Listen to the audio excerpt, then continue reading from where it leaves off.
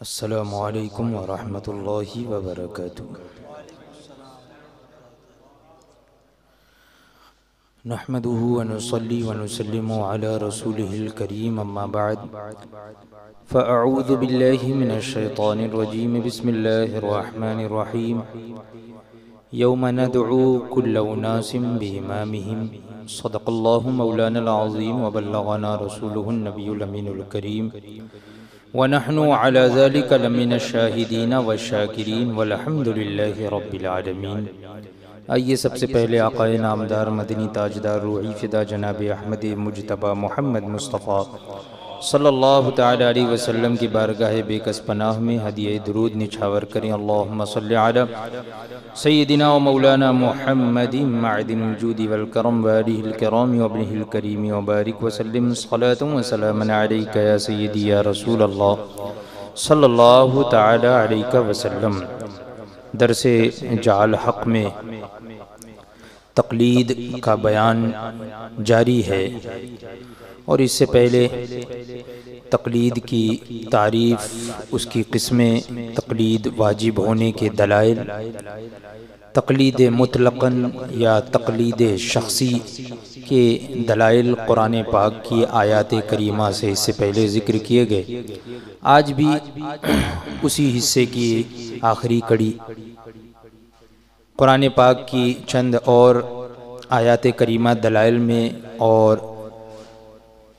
انہی آیات کی تفسیر جو مفسرین کرام نے فرمائی، اور احادیث کریمہ میں سے بعض حدیثیں انشاءاللہ آج ذکر کروں گا۔ اللہ تبارک و تعالی ہم تمام لوگوں کو حق بولنے، حق سننے، حق پر عمل کرنے کی توفیق عطا فرمائے۔ حضرت علامہ مفتی احمد یار خان نعیمی علیہ رحمت و رضوان تقلید کے وجوب کے ثبوت میں دلائل پیش فرماتے ہوئے آیت کریمہ پیش کرتے ہیں کہ قرآن پاک میں ارشاد ہوا وَلَوْ رَدُّوهُ إِلَى الرَّسُولِ وَإِلَى أُولِي الْأَمْرِ مِنْهُمْ لَعَلِمَهُ الَّذِينَ يَسْتَنبِطُونَهُ مِنْهُمْ۔ اس کا ترجمہ یہ ہے کہ اور اگر اس میں رسول اور امر والے لوگوں کی طرف رجوع کرتے تو ضرور ان میں سے اس کی حقیقت جان لیتے وہ جو استنباط کرتے ہیں۔ یہ آیت کریمہ کا ترجمہ ہوا، یعنی اگر وہ جو گمراہ ہو گئے ان کے بارے میں قرآن پاک میں ارشاد ہوا، اگر اس بات میں، اس چیز میں وہ رسول کی طرف رجوع کرتے اور امر والے لوگوں کی طرف رجوع کرتے۔ اور امر والے کون لوگ ہیں، اولو الامر کون ہے، اس سے پہلے والی نشست میں نے بیان کیا تھا کہ اولو الامر، امر والے، حکم والے، یہ وہی ہے جو کہ شریعت اسلامیہ کے احکام بیان فرماتے ہیں، یعنی مجتہدین۔ تو قرآن پاک میں ارشاد ہوا اگر اس میں رسول اور امر والے لوگوں کی طرف رجوع کرتے، ان لوگوں نے رجوع نہیں کیا تو گمراہ ہو گئے، اگر وہ رسول کی طرف رجوع کرتے اور امر والوں کی طرف رجوع کرتے تو ضرور ان میں سے اس کی حقیقت جان لیتے وہ جو استنباط کرتے ہیں، یعنی اس کا معنی کیا ہونا چاہیے، کیا نہیں ہونا چاہیے، کس طریقے سے کون سی دلیل لینی چاہیے۔ تو یہ تمام چیزیں سیکھنے کے لیے بھی ہمیں علماء کی ضرورت ہے، مجتہدین کی ضرورت ہے۔ اس آیت سے فرماتے ہیں اس سے صاف طور پر معلوم ہوا کہ احادیث اور اخبار قرآنی، احادیث اور اخبار قرآنی آیات کو پہلے استنباط کرنے والے علماء کے سامنے پیش کرے۔ پہلے جو بھی حدیث سنے، کوئی بھی خبر سنے، کوئی بھی قرآن کی آیت کا معنی یا ترجمہ وہ سنے، تو اس آیت سے کیا پتہ چلا کہ پہلے استنباط کرنے والے علماء کے سامنے پیش کرے، ان علماء کے سامنے پیش کرے جو اس کا صحیح مفہوم، صحیح معنی مستنبط کر سکتے ہیں، نکال سکتے ہیں، یعنی مجتہدین کرام، ان کے سامنے ان کو پیش کرے، پھر جس طرح وہ فرمائیں اس پر عمل کرے، خود سے عمل نہ کرے۔ قرآن پاک کی اس آیت سے یہ واضح طور پر ثابت ہو گیا کہ جس طرح وہ فرمائے اس پر عمل کرے. خبر سے بڑھ کر قرآن و حدیث ہے، لہٰذا اس کا مجتہد پر پیش کرنا ضروری ہے. یعنی کسی خبر سے بڑھ کر، جب کسی خبر کے بارے میں یہ ہے کہ کسی عالم کے سامنے پیش کرے اور پھر جیسا وہ فرمائے ویسا عمل کرے، تو اس سے بڑھ کر تو قرآن و حدیث ہے. تو قرآن و حدیث کو بھی جو ہے وہ مجتہدین پر پیش کرنا یہ ضروری ہوا. خود سے عمل نہ کیا جائے. جو غیر مقلدین کہتے ہیں کہ خود سے قرآن پڑھو، ترجمہ پڑھو، حدیث پڑھو اور عمل کرو، نہیں، بلکہ جب بھی کوئی حدیث پڑھو تو پھر اب اس بارے میں آپ تلاش کرو کہ ہمارے امام نے کیا کہا، مجتہدین کرام نے کیا فرمایا، اور پھر اس پر عمل کرو. یہ ضروری ہے. اسی طرح قرآن پاک میں ارشاد ہوا یوم ندعو کل اناس بامامہم. کیا مطلب؟ یعنی جس دن ہر جماعت کو اس کے امام کے ساتھ ہم بلائیں گے.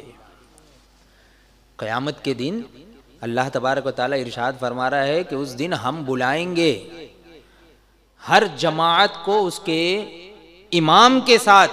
اس کی تفسیر میں تفسیر روح البیان میں ہے او مقدم فی الدین فیقال یا حنفی یا شافعی. کیا مطلب؟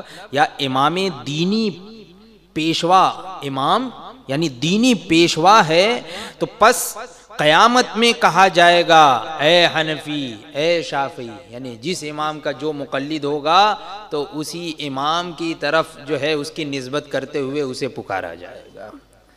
تو یہ قرآن پاک کی آیت کی تفسیر میں، یہ تفسیر روح البیان میں اس آیت کی تفسیر میں یہ ذکر ہے. اس سے معلوم ہوا کہ قیامت کے دن ہر انسان کو اس کے امام کے ساتھ بلایا جائے گا.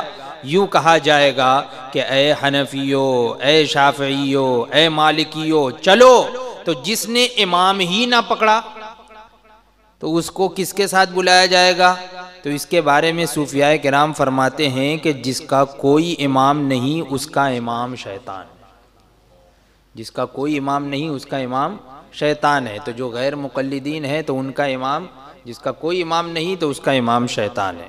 قرآن پاک میں ارشاد ہوا وَإِذَا قِيلَ لَهُمْ آمِنُوا كَمَا آمَنَ النَّاسِ قَالُوا أَنُؤْمِنُ كَمَا آمَنَ السُّفَهَاءُ. کیا مطلب؟ یعنی جب ان سے کہا جاتا ہے کہ ایسا ایمان لاؤ جیسا یہ مخلص مومن ایمان لائے، مثال دے کر کہا جا رہا ہے. یہ نہیں کہا جا رہا ہے کہ تم بس ایمان لے آؤ، نہیں، بلکہ ایسا ایمان لاؤ جیسا یہ مخلص مومن ایمان لائے. ان کے طریقے کا ایمان لاؤ، ان کے جیسا ایمان لاؤ. تو وہ کیا کہتے ہیں؟ وہ کہتے ہیں کہ ہم ایسا ایمان لائیں جیسا یہ بے وقوف ایمان لائے. ہم ایمان ایسا لائیں، یعنی ایسا لائیں گے جیسا یہ بے وقوف ایمان لائے. تو معلوم ہوا کہ ایمان بھی وہی معتبر ہے جو صالحین کے جیسا، صالحین کا سا ہو. تو مذہب بھی وہی ٹھیک ہے جو نیک بندوں کی طرح ہو، اور وہی تو تقلید ہے، اسی کا نام تقلید ہے.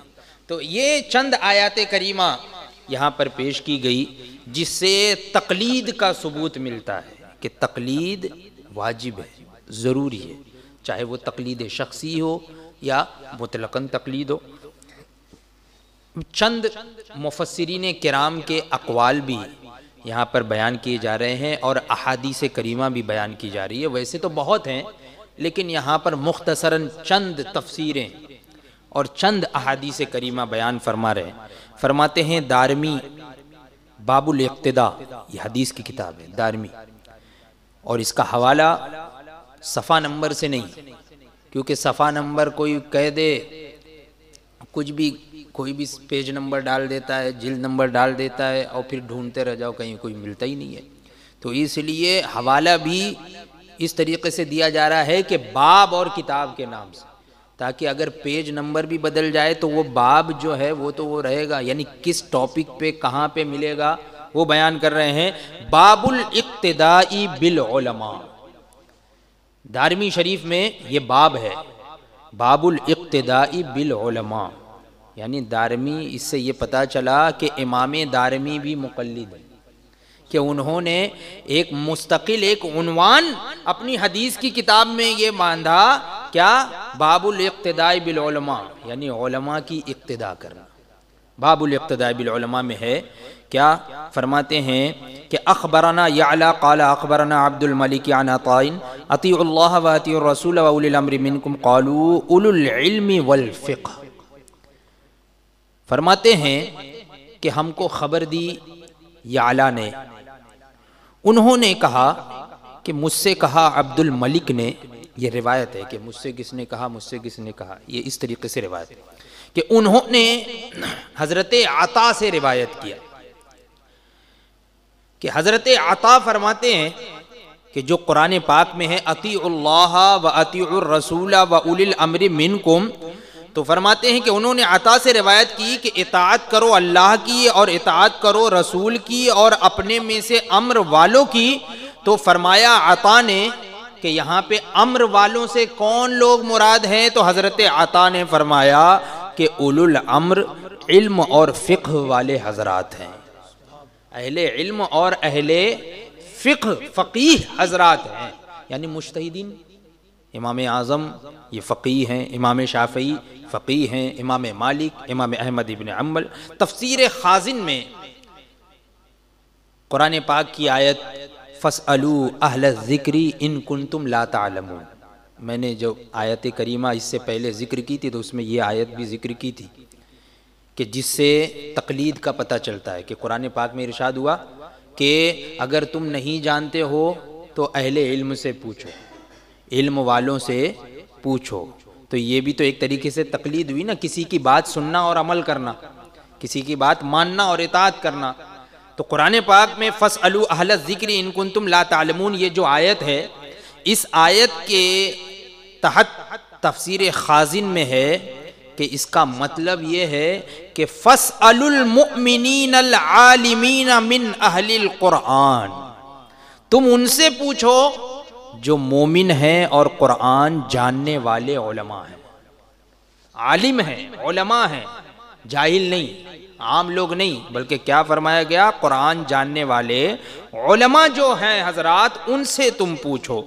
اسی طرح اسی آیت کے تحت تفسیر در منصور میں ہے کہ اخرج ابن مردوی عن انس قال سمعت النبي صلی اللہ تعالی علیہ وسلم یقول ان الرجل يصلي ويصوم ويحج ويغزو وانه لمنافق، قالوا یا رسول اللہ بماذا دخل علیہ النفاق؟ قال لطعنه على امامه وامامه من قال اللہ فی کتابہ فاسألوا اہل الذکر ان کنتم لا تعلمون۔ ابن مردوہ نے حضرت انس رضی اللہ تعالی عنہ سے روایت کیا، حضرت انس صحابی ہیں، ان سے روایت فرماتے ہیں کہ میں نے حضور اقدس صلی اللہ تعالی علیہ وسلم سے سنا، حضرت انس فرما رہے ہیں کہ میں نے حضور سے سنا، فرماتے تھے کہ بعض شخص نماز پڑھتے ہیں، روزے رکھتے ہیں، حج اور جہاد کرتے ہیں، حالانکہ وہ ضرور منافق ہوتے ہیں۔ یہ سب چیزیں کرتے ہیں، عبادتیں کرتے ہیں، لیکن وہ منافق ہوتے ہیں۔ تو عرض کی کہ یا رسول اللہ صلی اللہ تعالی علیہ وسلم کس وجہ سے ان میں نفاق آ گیا؟ حالانکہ وہ نماز پڑھ رہے ہیں، روزہ رکھ رہے ہیں، جہاد کر رہے ہیں، حج کر رہے ہیں، پھر کس وجہ سے ان کے اندر نفاق پیدا ہو گیا، نفاق آ گیا؟ فرمایا کہ حضور نے کیا فرمایا؟ فرمایا لطعنہ علی امامہ، اپنے امام پر طعنہ کرنے کی وجہ سے، اپنے امام پر طعنہ کرنے کی وجہ سے۔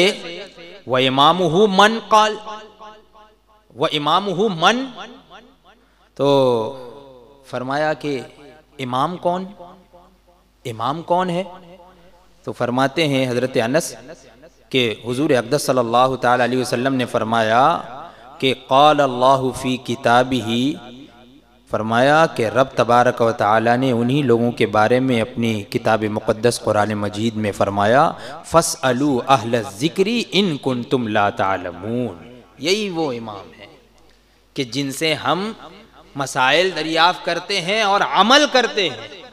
تو ایسے امام کو جو طعنہ دیتے ہیں وہ منافق ہے، تو جو امام اعظم پر تانہ کشی کرے، امام شافعی پر تانہ کشی کرے، تو پھر وہ اس کے ضمن میں، اس تفسیر کے ضمن میں منافق ہوا ہے نہیں، کہ حضور کے زمانے میں ایسے لوگ تھے۔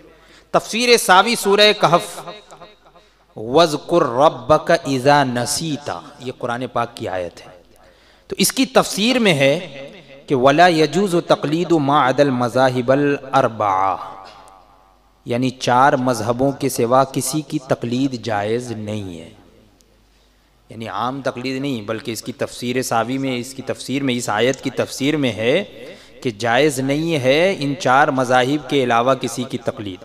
وَلَوْ وَافَقَا قَوْلَ الصَّحَابَةِ، اگرچہ وہ صحابہ کے قول، والحدیث الصحیح اور صحیح حدیث، والآیہ اور آیت کے موافق ہی کیوں نہ ہو، اگرچہ وہ صحابہ کے قول اور صحیح حدیث اور آیت کے موافق ہی ہو، والخارج عن المذاہب الاربعۃ، جو ان چار مذہبوں سے خارج ہے، ضال مضل، وہ گمراہ اور گمراہ گر ہے، یعنی گمراہ ہے اور گمراہ کرنے والا ہے، ضال مضل ہے۔ اور فرماتے ہیں وَرُبَّمَا أَدَّاهُ ذَلِكَ إِلَى الْكُفْرِ لِأَنَّ الْأَخْذَ بِظَوَاهِرِ الْكِتَابِ وَالسُّنَّةِ مِنْ أُصُولِ الْكُفْرِ، کیونکہ حدیث و قرآن کے محض ظاہری معنی لینا یہ تو کفر کی جڑ ہے۔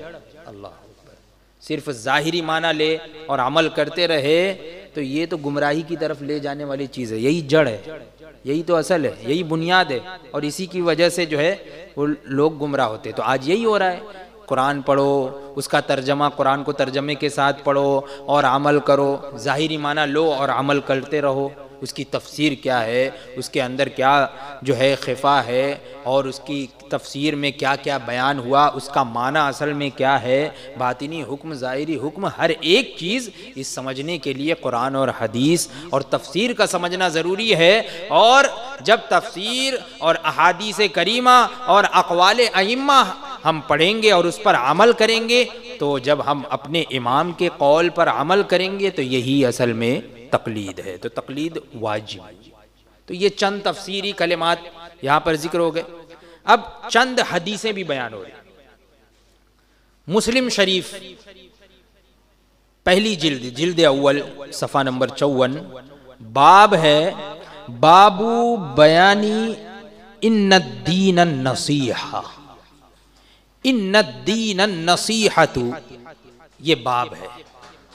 اس باب میں ہے کہ عن تمیم الداری ان نبی صلی اللہ تعالی علیہ وسلم قال الدین النصیحہ، قلنا لمن، قال للہ ولکتابہ ولرسولہ ولأئمة المسلمین عامتہم۔ حضرت تمیم داری سے مروی ہے کہ حضور اقدس صلی اللہ تعالی علیہ وسلم نے ارشاد فرمایا کہ دین خیر خواہی ہے، الدین النصیحہ، دین خیر خواہی ہے۔ تو ہم نے عرض کیا کہ کس کی خیر خواہی ہے؟ فرمایا اللہ کی اور اس کی کتاب اور اس کے رسول کی اور مسلمانوں کے اماموں کی اور عام مومنین کی، مسلمانوں کے اماموں کی اور عام مومنین کی۔ اس حدیث کی شرح نووی میں ہے کہ وَقَدْ يَتَنَاوَلُ ذَلِكَ عَلَى الْأَئِمَّةِ الَّذِينَ هُمْ عُلَمَاءُ الدِّينِ وَإِنَّ مِن نَصِيحَتِهِمْ قبول ما رووه وتقلیدهم فی الاحکام واحسان الظن بهم۔ کیا مطلب؟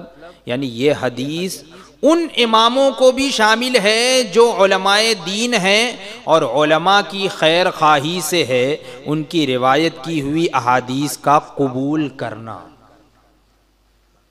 خیر خواہی کا مطلب کیا ہے؟ ان کی روایت کی ہوئی احادیث کا قبول کرنا اور ان کے احکام میں تقلید کرنا اور ان کے ساتھ نیک گمان کرنا۔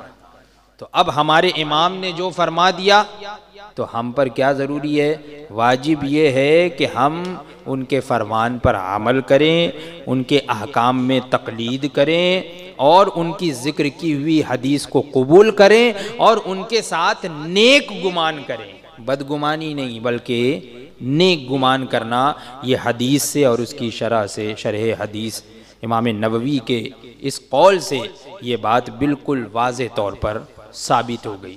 تو یہ تو تقلید کا بیان یہاں پر پورا ہوا۔